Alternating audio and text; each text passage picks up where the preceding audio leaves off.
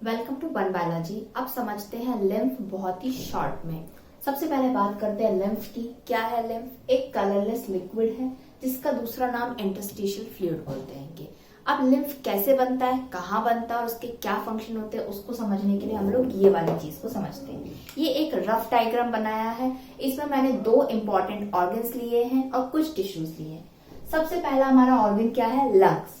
Second organ मैंने लिया है हार्ट और लास्ट फाइनली हमने लिए हैं टिश्यूज। अब ये टिश्यूज कौन से हो सकते हैं? ये हार्ट है तो इसके आसपास पूरी बॉडी है। ये टिश्यूज कोई भी टिश्यूज हो सकते हैं आपकी बॉडी के। सबसे पहला प्रोसेस क्या होता है? लिम्फ को समझने के लिए हमें रेस्पिरेशन या ब्रीथिंग को समझना पड़ेगा। कैसे? बहुत ही शॉर्ट में। मैंने सांस ली या मैंने ब्रीथ किया, एयर को अंदर करा। एयर मैंने माउथ से, नोज से अंदर ले ली, वो कहाँ गई? लंग्स के अंदर गई। अब लंग्स के अंदर एयर गई है तो ये ट्रैकिया में गई, ब्रोंकाई में गई, ब्रोंक्यूल्स में जाएगी, प्राइमरी, सेकेंडरी, टर्शरी और फाइनली एक छोटा सा सैक लाइक स्ट्रक्चर एल्वलाई के अंदर पहुंचेगी। एल्वलाई में जब एयर जाती है तो क्या होता है? उसके अंदर का जो ऑक्सीजन होता है वो हो जाता है ट्रांसफर। वो कहाँ पे ट्रांसफर हो जाता है? ब्लड के अंदर। तो ठीक है, यहाँ पर एयर थी और ये जो है ब्लड वेसल्स है। क्या है ये एक ब्लड वेसल्स है जिसके अंदर ब्लड फ्लो हो रहा है। तो अब क्या हुआ? पहला प्रोसेस, मैंने ब्रीथिंग करी है, ऑक्सीजन आ चुका है, ये रहा ब्लड। अब इस ब्लड के साथ में कौन अटैच हो चुका है? इस ब्लड के अंदर कौन आ चुका है? इसके अंदर आ चुकी है ऑक्सीजन। और इस ब्लड को अब मैं बोलूंगी ये हो गया है प्योर ब्लड, या मैं बोलूंगी इसको ऑक्सीजनेटेड ब्लड। ठीक है, अब ये प्योर ब्लड क्या कर रहा है? हार्ट की तरफ आ रहेगा। हार्ट में कहां पर आएगा? ये है लेफ्ट एट्रियम। लेफ्ट एट्रियम के अंदर ये ब्लड एंटर करेगा, फिर यहां से वो लेफ्ट वेंट्रिकल में जाएगा और लेफ्ट वेंट्रिकल के बाद में अगेन वो दूसरी ब्लड वेसल्स के अंदर जाएगा। लंग्स से जो ब्लड ट्रांसफर होके आ रहा था एक ब्लड वेसल के अंदर, एक पाइप के अंदर, उस पाइप को हम बोलते हैं पल्मोनरी वेन। क्या बोलते हैं? Pulmonary vein. नाम याद नहीं है, कोई बात नहीं। पल्मोनरी वेन से जब हार्ट के अंदर ब्लड एंटर हो जाता है लेफ्ट एट्रियम में, देन लेफ्ट वेंट्रिकल में जाता है, उसके बाद ये मूव होता है कहाँ? किसमें? आर्टरी में। तो जो भी ब्लड हार्ट से बाहर जा रहा है वो ब्लड वेसल्स कौन सी होंगी? आर्टरीज होंगी। तो यहाँ पर ये ब्लड गया आर्टरी के अंदर, ऑक्सीजनेटेड ब्लड, प्योर ब्लड जा रहा है। हार्ट कैसे भेज रहा है ब्लड को? पंप करके भेज रहा है। हार्ट पंप करता है, कॉन्ट्रैक्ट करता है, रिलैक्स करता है, कॉन्ट्रैक्ट करता है, रिलैक्स करता है। तो ये कॉन्ट्रैक्शन रिलैक्सेशन में, पंपिंग सिस्टम में ब्लड को मिल जाता है क्या? प्रेशर। यानी कि ब्लड काफी प्रेशर के साथ में मूव करता है आर्टरीज में। अब ये आर्टरीज कहाँ जा रही हैं? ये ब्लड वेसल्स, ये आर्टरीज जा रही हैं दूसरे टिश्यूज के पास में। लेकिन टिश्यूज कैसे हैं? काफी बड़े बड़े हैं, तो आर्टरीज वहां पर नहीं घुस पाएगी। तो आर्टरीज क्या हो जाती है? पतली हो जाती है। जैसे ही ये आर्टरीज पतली पतली हो जाती हैं तब हम इनको आर्टरीज नहीं बोलते हैं, क्या बोलते हैं? कैपिलरीज बोलते हैं। क्या बोलते हैं इनको? पतली पतली आर्टरीज को हम बोलेंगे यहाँ पर कैपिलरीज। तो आर्टरी, कैपिलरी, ये दोनों क्या है? टाइप ऑफ ब्लड वेसल्स हैं, इनके अंदर ब्लड फ्लो होता है। अब जैसे ही ये कैपिलरी के अंदर ब्लड मूव होता है तो क्या होता है ब्लड का? ब्लड के अंदर की कुछ चीजें होती हैं जो बाहर निकल के आ जाती हैं। क्यों निकल के आ जाती हैं? ये हो गई आर्टरी और ये हो गई पतली कैपिलरी। तो आर्टरी होती है मोटी, कैपिलरी होती है पतली, और कैपिलरी में होते हैं साइड में कुछ स्पेस इस तरीके से। तो इसका मतलब इसमें से कुछ भी फ्लो होगा तो जो छोटा छोटा पार्टिकल होगा वो साइड से क्या हो जाएगा? निकल जाएगा। ठीक है, तो अब इसके अंदर कौन जा रहा है? ब्लड जा रहा है। आर्टरीज के अंदर भी ब्लड जा रहा है, कैपिलरी के अंदर भी ब्लड जा रहा है। ब्लड जाने से पहले एक बार ये समझते हैं ब्लड में क्या होता है। ब्लड के अंदर होता है प्लाज्मा जो लिक्विड पार्ट है, और कुछ प्रोटीन्स प्रेजेंट होते हैं, साथ में कुछ फॉर्म्ड एलिमेंट्स होते हैं, सेल्स होते हैं, आरबीसीज, डब्ल्यूबीसीज, प्लेटलेट्स होती है। इतना बस याद रखो कि ब्लड के अंदर लिक्विड पार्ट प्लाज्मा होता है, आरबीसी, डब्ल्यूबीसी, प्लेटलेट्स होते हैं, कुछ प्रोटीन्स प्रेजेंट होते हैं। यही ब्लड जो है आर्टरी से कैपिलरी में गया। जैसे ही कैपिलरी में गया उसको मिल गई छोटी छोटी सी यहाँ पर जगह निकलने के लिए। तो अब ये क्या करेगा? ब्लड पूरा का पूरा कैपिलरी से बाहर नहीं आ जाएगा। ये ब्लड जा रहा था आर्टरी में, यही ब्लड चला गया किसमें? कैपिलरी के अंदर। तो पूरा ब्लड बाहर निकल के नहीं जाएगा। इस ब्लड में से ये प्लाज्मा निकलेगा और कुछ डब्ल्यूबीसीज को ले जाएगा और कुछ प्रोटीन्स को निकल के ले जाएगा। तो यहाँ पर मैं क्या बना देती हूँ, ये जो ब्लड आ रहा था इसमें से अब ये कुछ कुछ बाहर निकलने लगा है लिक्विड। और ये लिक्विड क्या है, ये लिक्विड है प्लाज्मा। इसके अंदर है कुछ WBCs और कुछ प्रेजेंट है छोटे छोटे से प्रोटीन्स। और इसको हम क्या बोलेंगे, ये ना तो ब्लड बचा ना ही ये प्लाज्मा हुआ कंप्लीटली, तो इसका हम नाम दे देते हैं क्या, लिम्फ। तो क्लियर हो गया, लिम्फ क्या होता है, लिम्फ होता है plasma that oozes out from the blood, blood में से निकल के बाहर आ जाता है कुछ ऐसे प्लाज्मा जिसके साथ में होते हैं कुछ छोटे प्रोटीन्स और कुछ WBCs, और उसको हम क्या बोलते हैं, लिम्फ बोलते हैं। उसकी डेफिनेशन ये हो गई।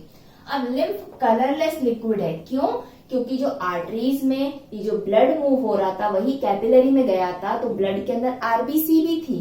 RBC मूव होकर आई क्या, नहीं मूव होकर आई, कैपिलरी से बाहर नहीं निकली, प्लेटलेट्स भी नहीं निकली, तो RBC नहीं निकली, तो RBC के अंदर ही तो हेमोग्लोबिन होता है, RBC के कारण ही तो ब्लड का कलर रेड होता है। तो जब RBC नहीं निकली कैपिलरी से, केवल प्लाज्मा निकल गया, तो इसीलिए लिम्फ का कलर रेड नहीं होता, वो कौन से कलर का होता है, वो कलरलेस होता है। अब बात करते हैं क्या, इंटरस्टिशियल फ्लूइड। अब ये लिम्फ यहाँ से निकल के तो गिरा, अब ये कहाँ जा रहा है, ये जा रहा है कुछ टिश्यूज के पास में, साइड साइड में से होके टिश्यू से निकल रहा है, टिश्यू के अंदर नहीं जा रहा है, टिश्यू के साइड में जा रहा है। तो इसीलिए इस फ्लूइड को हम क्या बोलते हैं, इंटरस्टिशियल फ्लूइड। तो ब्लड में से प्लाज्मा कुछ WBCs को, कुछ प्रोटीन्स को लेके कैपिलरीज में से छोटी छोटी जगह में से निकल जाता है बाहर, इसको हम लिम्फ बोलते हैं। और ये टिश्यू के साइड में से होकर निकल रहा है, इसलिए इसको इंटरस्टिशियल फ्लूइड भी बोलते हैं। अब यहाँ पे ये लिम्फ तो बन गया है, अब ये लिम्फ क्या करेगा, ये कहाँ पर जाएगा लिम्फ, जैसे ब्लड हमारी पूरी बॉडी में घूम रहा है,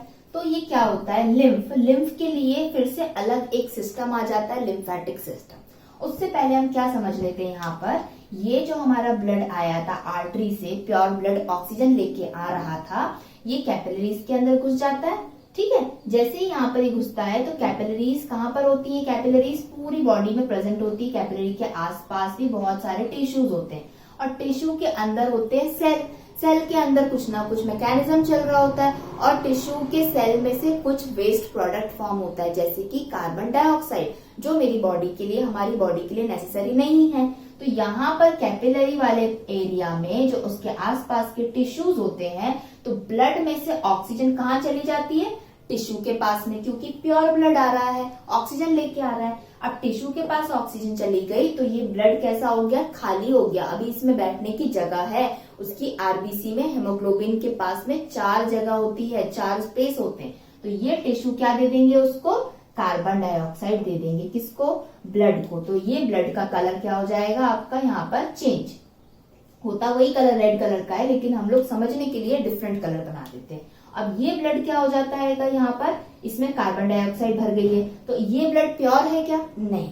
अब इस ब्लड को हम क्या बोलेंगे, इम्प्योर ब्लड, या फिर हम बोल सकते हैं डीऑक्सीजनेटेड ब्लड, क्योंकि इसकी ऑक्सीजन कहाँ चली गई, टिश्यू के पास, और टिश्यू की कार्बन डाइऑक्साइड आ गई इसके पास। तो अब ये डीऑक्सीजनेटेड ब्लड क्या करेगा, ये वापस जाएगा वेन से होते हुए किसके पास, हार्ट के पास जाएगा। किसके पास जाएगा ये डीऑक्सीजनेटेड ब्लड, हार्ट के पास जाएगा। यहाँ पे राइट एट्रियम में पहले चला जाएगा, उसके बाद फिर यहाँ से राइट वेंट्रिकल में जाएगा, राइट वेंट्रिकल से फिर अगेन ये कहाँ जाएगा, लंग्स के पास जाएगा। क्यों जाएगा लंग्स के पास में, इसके पास में क्या है, कार्बन डाइऑक्साइड है। अब ये लंग्स के पास में जाके यहाँ पे एल्वेलाई में कार्बन डाइऑक्साइड को दे देगा, और किसको ले लेगा, ऑक्सीजन को लेके फिर से प्योर ब्लड बन के फिर मूव करेगा। तो ये साइकिल अपनी अलग एक जगह चलती रहती है। इसी साइकिल चलने के चक्कर में, ये हार्ट के चक्कर में जो पंप करके ब्लड को भेज रहा था जबरदस्ती प्रेशर के साथ में, इसीलिए यह कैपिलरी में आके ब्लड में से कुछ लिक्विड निकल गया, और यही लिक्विड क्या बन गया आपका, लिम्फ बन गया।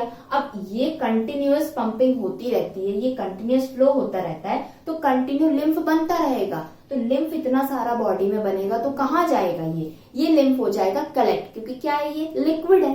अब कलेक्ट होगा, जैसे ब्लड को मूव करने के लिए, फ्लो करने के लिए ब्लड वेसल्स है, आर्टरीज है, वेन्स है, कैपिलरीज है, डिफरेंट डायामीटर है, आर्टरी मोटी है तो कैपिलरी पतली है।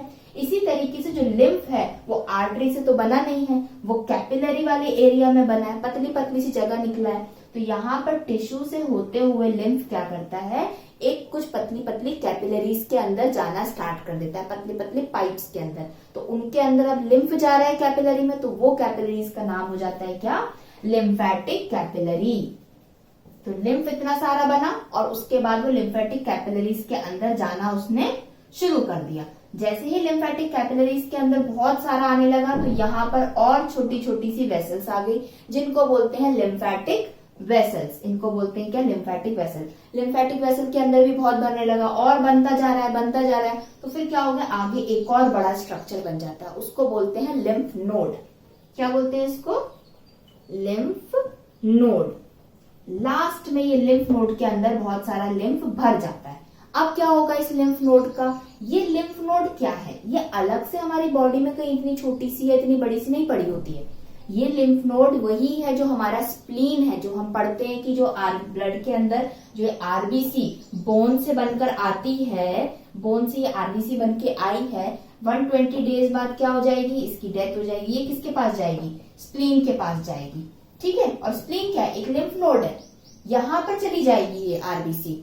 थाइमस एक ऑर्गन है हमारी बॉडी में, ग्लैंड है थाइमस करके। ये थाइमस क्या करता है, ये ग्लैंड है, ग्लैंड है तो कुछ केमिकल सीक्रेट करेगा, उसको हम हार्मोन्स बोलते हैं। तो ये जो लिम्फ नोड है, तो थाइमस है, वो भी एक लिम्फ नोड ही है, लिम्फेटिक ऑर्गन है। यहाँ पर कुछ केमिकल्स हार्मोन्स बनते हैं और उनको जब पूरी बॉडी में ट्रांसपोर्ट करना होता है तो इसकी जो लिम्फ होती है उसके अंदर उस हार्मोन्स को डाल देते हैं और वो लिम्फ मूव करता है तो वो हार्मोन्स भी क्या करते हैं, मूव करने लगते हैं। तो फाइनली लिम्फ नोड के अंदर बहुत सारा लिम्फ इकट्ठा होता है और ये लिम्फ जाकर फिर से मिल जाता है किसके अंदर, यहाँ वेन में, और ये फिर जाता है इसके साथ में, ब्लड के साथ में मिक्स हो जाता है और ये फिर क्या होता है, इसका प्यूरिफिकेशन स्टार्ट हो जाता है। तो ये हो गया आपका कंप्लीट। तो यहाँ पे हमने क्या देखा, लिम्फ बना, इसलिए हमने इसको इंटरस्टिशियल टिश्यू, इंटरस्टिशियल फ्लूइड बोला क्योंकि ये टिश्यू के साइड से जा रहा था।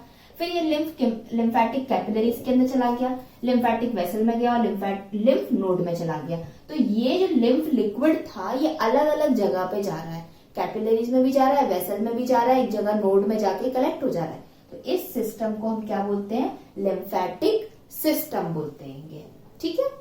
अब देखते हैं कि ये लिम्फ जो बन गया है लिक्विड, एक तरह का बॉडी फ्लूइड है, इसका फंक्शन क्या होता है।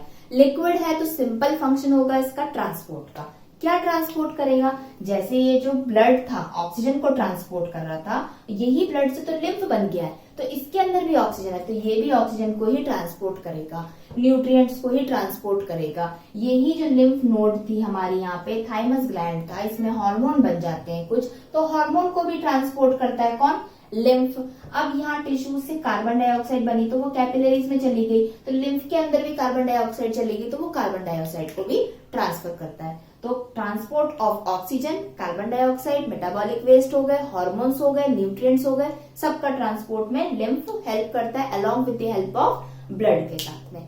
एक इंपॉर्टेंट पॉइंट आपकी एनसीईआरटी बुक में देख के रखा हुआ है, जब हम कुछ खाना खाते हैं, सपोज मैंने खाना में फैट्स खाया है, कुछ भी ऐसी चीज खाई जिसके अंदर फैट्स था बहुत ज्यादा, खाना खा लिया, चबा लिया, उसको चबाने के बाद पेट में चला गया, स्टमक में गया, डाइजेशन प्रोसेस स्टार्ट हुआ, पेट में जाने के बाद में क्या होता है, वो इंटेस्टाइन में जाता है, जो भी हमारा फूड बिल्कुल बन चुका है, एकदम से छोटा सा बोलस टाइप का चाइम जिसको हम बोलते हैं वो बन चुका है, ये हमारे इंटेस्टाइन के अंदर जाता रहेगा और यहाँ पर क्या होता है, फूड का होता है एब्जॉर्प्शन।